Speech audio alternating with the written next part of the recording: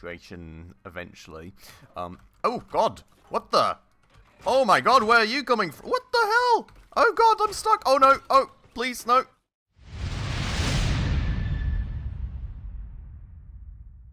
Alright everyone, hello and welcome back to another episode on Scrap Mechanic with me, Spacefish, finally back here in our little base and finally back to continue doing things in Scrap Mechanic. It's been a while, unfortunately. I've been really badly hit by a good bunch of sickness a while ago, and unfortunately I had to skip a week or two, but we're finally back to the schedule. I hope you're all excited for the videos to come again. Big apologies, of course, for the uploads that I had to miss, but luckily I'm feeling a lot better now, so we should be all fine. Now, in between episodes, I've been doing a bunch of work, actually farming for materials for our wood harvester, because of course, that is what we did want to advance next, and, well, I've got a lot ready. I'm not sure if it's going to be all of it, but I think a good bunch. We're going to be able to shape out the vehicle some more. We're going to also hopefully be able to add some functionality, so the list of to-dos for today is most certainly quite significant rather, sorry. Also, I have absolutely beautifully managed to destroy the farm again. You can't make these things up. I was watching Netflix alongside, I'll have to admit. Guilty, and I totally forgot. It was like 3 AM when I discovered that I had forgotten about the wave. And at 4 AM they just left, so, you know, but most of the walls were gone, most of the electronics were still there, luckily. One piston has suffered though, and I do not have quite the component kits to fix it, so, you know, we'll need to collect something for that in between episodes, but other than that, I've mostly restored everything back to functionality again. I've also made the walls thicker here, to, you know, hopefully hold off the bots even longer, but yeah, so I don't know what to tell you. At least all the logic parts and everything that I pushed component kits into are mostly still there, so it's not the most tragic thing in the world. I was able to rebuild almost everything. The only thing that we did not get for this episode then is a bit of a harvest, so, you know, we're actually in fact quite low on food now, I'll have to say. And while I did find a wok steak, and while I do have a bunch of corn that we can hopefully feed some random wok so we can at least get like one burger or something out of it, we're really running low on food now, so that's a bit of a worry right there. But yeah, so just quickly then, before we get started though, if you're new around here, if you enjoyed this episode, please make sure, of course, to smash that subscribe button right down below. We're trying to hit 1K subs as fast as we can, and every single one is going to help out a ton. Now, with that said then, I do want to take a quick look if we do maybe have a tad bit of milk flying around here somewhere. I am really, I have to say, not too comfortable with this food shortage that we've got going on right here, because it's getting to a point where it's rather critical, to be fair, right? Like, we're really not doing well in terms of food. We don't have any more wok steaks, and with me constantly keeping to, keeping the farm destruction going, I'm really also not doing all too well for vegetables. That said, that was a free wok steak right there. Poor Woxy got murdered somewhere. I do want to quickly go and find a wok with you all, so we can maybe hopefully look at some loading lag, but so we can maybe hopefully at least get a tad bit of food going for ourselves, and we don't have to starve along the way. That would imply though that there would be any woks out and about, which really seems to be quite the rarity as of late. I don't know how or why that is that bad currently. Oh, wait. Why is there a wok next to a toadbot and not being hunted by him? It's interesting. Well, the one wok out here is at least still there, but yeah, you can see, I mean, we're really low on woksies. I don't know where they've all gone, if they've all been murdered by the toads or how that works, but overall, there's really not a lot of them remaining. Luckily, this little guy right here is still chilling around, so we can at least get a tad bit of wok milk out of him. And luckily, we do have a bit of corn, so hopefully that's going to be enough for 2 burgers at the very least. Now, while he munches away at that, let's just quickly go and blap this chest right here. Get us another component kit. Very nice and useful, as you all know.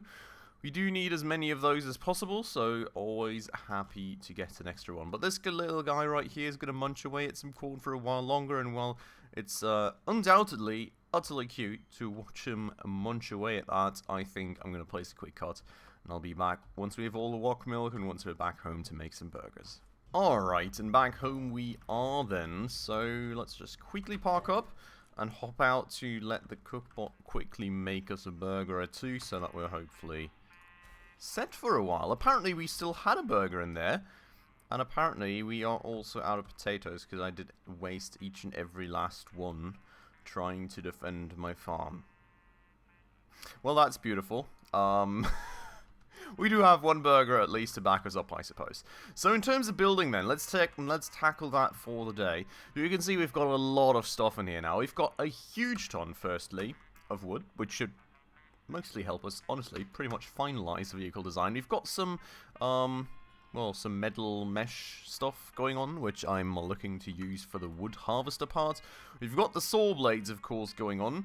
And we've also got no space in our inventory going on, so let's quickly try and make a little bit of that. Reality. Yeah, I don't know. We've got 2 bearings in our inventory already, so that's beautiful for the saw blades. And well, we probably want to switch as well to turn things on. Now, I think we're going to start here with a design today. So let me actually, first things first, drive this thing upwards a tad bit. We will have to, I think, extend this whole weight thingy situation eventually. Oh, God! What the? Oh, my God, where are you coming from? What the hell? Oh, God, I'm stuck. Oh, no. Oh, please, no. Uh-oh, I may die. Oh, never mind. Got one. Where are those guys coming from? Oh, my God, there's another. And why is my game lagging like hell? Okay, apparently, my game just absolutely broke due to a bot falling down. I hope the FPS is somewhat bearable for you. For me, it is currently really not. It's quite weird. It seems to be... well, it seems to have caught itself. I don't know, what just happened? Some haybots did like a suicide attempt on me, like jumping down from here or something? I don't know. And then the game just utterly freaked out from the physics involved with that or something, I don't know. But yeah, so we've got all our fancy wood right here. And the first thing that we're going to do is, well, look at what needs to be finished. Honestly, there's not really much that we need to finish with the design, I think. We do need to eat real quick, so let's munch away at that last burger we have. And then we're going to go put this thing on a lift so we can work on it a bit more easily. Now, in terms of the design, what we first actually need is going to be a mount similar to this one for our, well, wood collection thingamajig. So we're actually going to finish that one off maybe. Boom. And actually going to connect that all the way through. And then we have the mounting point. Now the mounting point seems to be starting right here. Is that the same height it is? And then we have the second mounting point right there. That then comes all the way up like this. And what we do actually need still, I think, is a second collector. I'm rather sure that we do not have that at our hands yet. I'm going to go and get like a little connection across going just to get some more stability in there. Also in terms of just in case, you know, some bots come and try and yank away at this. And then we maybe smooth this design off. No, that's not great. But we try and smooth that off a bit, you know. This also needs to be actually brought out, I think. Well, didn't need to be brought out all the way, but we're going to do the same thing right there then. I am probably not going to want to overlay... increase the weight at the front here, because every single block gives us more weight in the end, and we really don't quite want that, to be honest, because it's already going to be super heavy as is, and then there's going to be like a tree in there which can like easily topple over the vehicle. So every single bit of weight that we can save, I think, is probably a good thing. Now, in terms of the design, we would want to have a collector out here. I mean, we do technically have one there, but I would really like to make a new one. I'm not quite sure what we need. We do have some level 1 metal, and I think that is what we need. So we're going to quickly go over there and make ourselves another 2, ideally, so that we can... No, actually another 1, right? We do have 1 spare collector in there. We've got 2 on the app. So we're going to make 1 more collector. Hopefully, this is the materials that we want for that. Let's see. They are indeed. And then that thing is going to drop down for us. And we are going to go and put that in front right there. Cool. So, with that collector then sat down, we'll have to kind of give the whole design of the woodcutter a bit of a thought. Now, the first thing that I think is probably going to be a bit harder to gauge is going to be the max size of the tree trunks, because that's in the end going to be rather instrumental. Is this both? Yeah, perfect. Okay, so that's both centered, that is beautiful. But the size of the tree trunk in the end, I think, is going to be quite instrumental in terms of how wide we make the assembly up front for harvesting the tree. Because, of course, we don't want to make it any wider than we need to, given that if we do, we are probably just going to put more weight onto this thing than we really would need to. Now, we do have 2 saw blades. I'm not actually quite sure we need to be fair. Is this the biggest size tree trunk you can get? I would guess so. The question also sort of being, I suppose... Now, this is the question, right? Because I guess another point would be, how do we want to design this vehicle in terms of, like, on the one hand side, we could have, like, a fixed cage, basically, that just always is wrapped around the tree. On the other hand side, I'm wondering if we could put on, in any way, a cage that we can turn inwards and outwards based on the size of the tree. That would, of course, be ideal, because we could always adapt to tree size. But I'm not quite sure how we want to go about that. Maybe with... I guess we could do that with some bearings in a controller, right? The question being, how will we control that in different stages? Probably with a logic gate. So that would be a more complex construction. I'm thinking what we will maybe do is we'll start out with a fixed cage construction and translate it into a moving cage eventually. I don't really necessarily think we need the moving cage utterly badly, but it would just be a cool thing, in my opinion. Now, the other question would probably be where in the world we want to place the saw blades.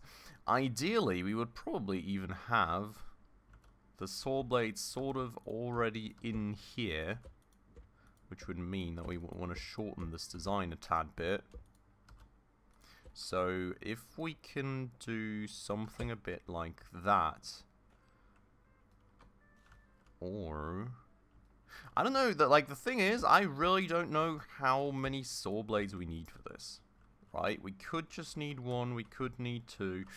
One way or another, I suppose we would need to lower this a tad bit up front. Well, lower in terms of, like, go a level further down. Because I'm thinking we want the saw blade to be the bottom part where it all ends, right? So that everything is in range of the collectors in the very end. So if we would have something like this going, the main question sort of also would be, I suppose we could go and remove this part here too. Whoopsies.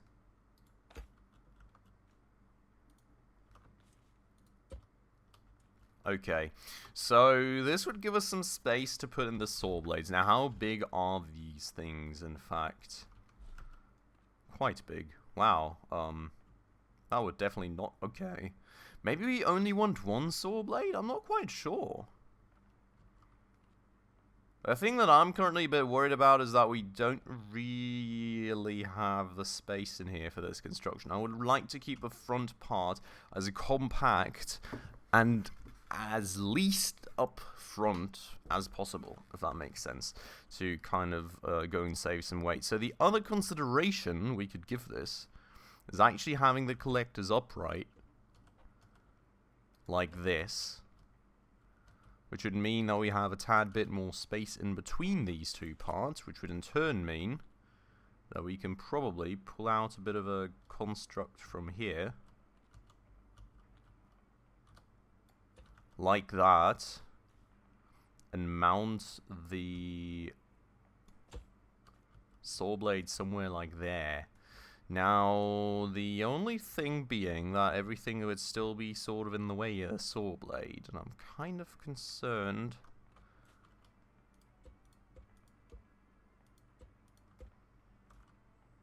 Can I take that off and still mount the collectors on there? Actually, not really sure about that. I mean, it would... Whoopsie. I mean, yeah, this can go, I guess, for now. It would sort of destabilize the construction for a start, so you need to move things further outwards. I really just want to have the saw blade right here somewhat, so that it's also like, well, where we saw the wood to pieces, it should kind of be, in my opinion, as close to the collectors as possible. Now, the thing also is that we cannot center this, which is utterly annoying.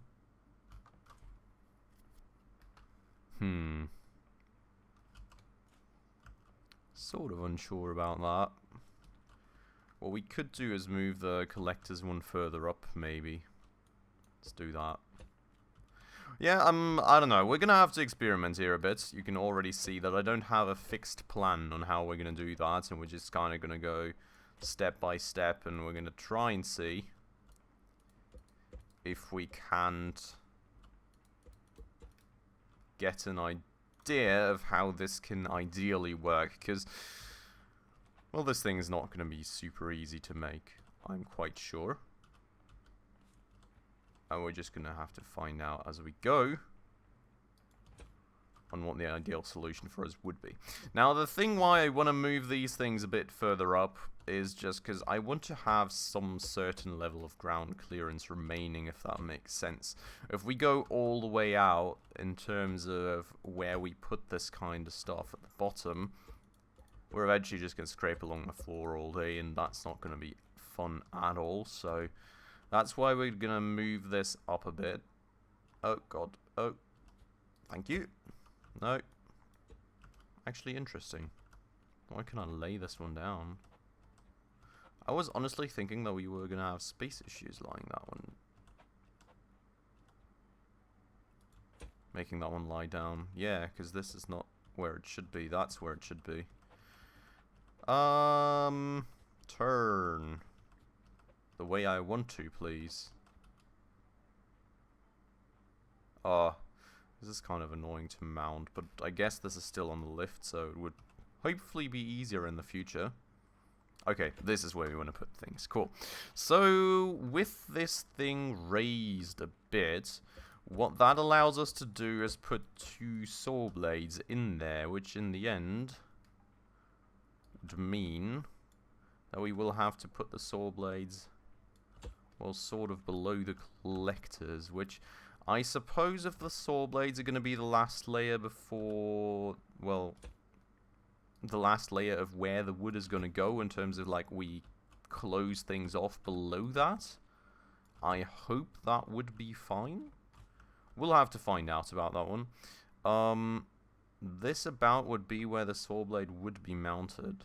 We do want to have it mounted somewhere up front, of course, so it actually saws things to bits. So this here is where we will place the belt. Not the belt, the thingy. The blade. And that there, I guess, should be the other placement. Let's double check that. Well. No, one further to the right.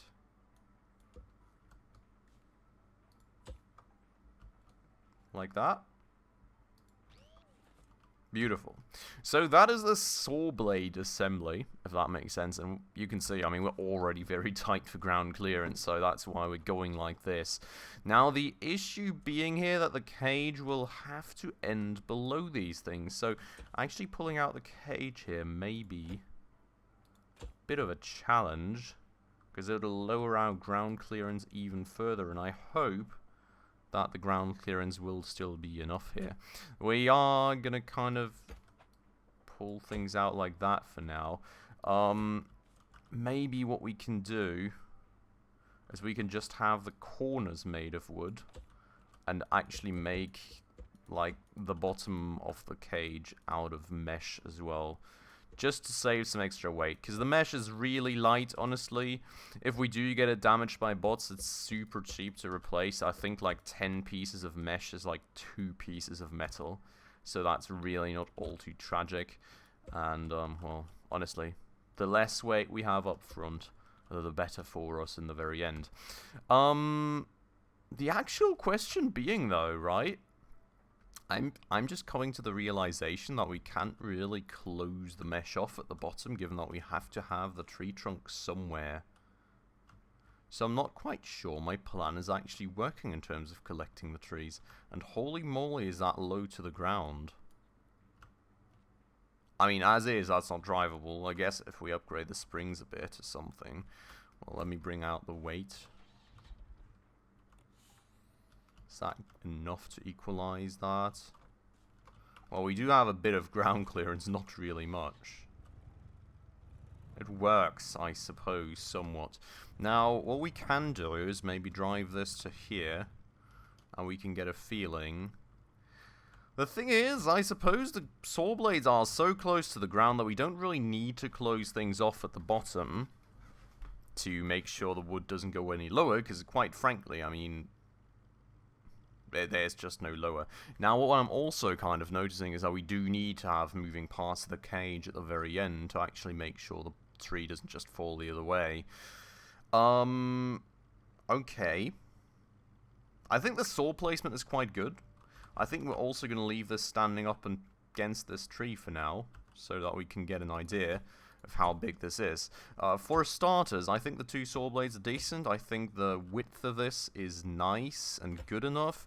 We will have to somewhat manage where we put the end of the cage. I think like the bearings should be on there, basically, to close off the cage. So we'll definitely need like another 2 bearings on there. We'll need moving parts off the cage, and we'll need a controller to control the closing of the cage. Then we can just,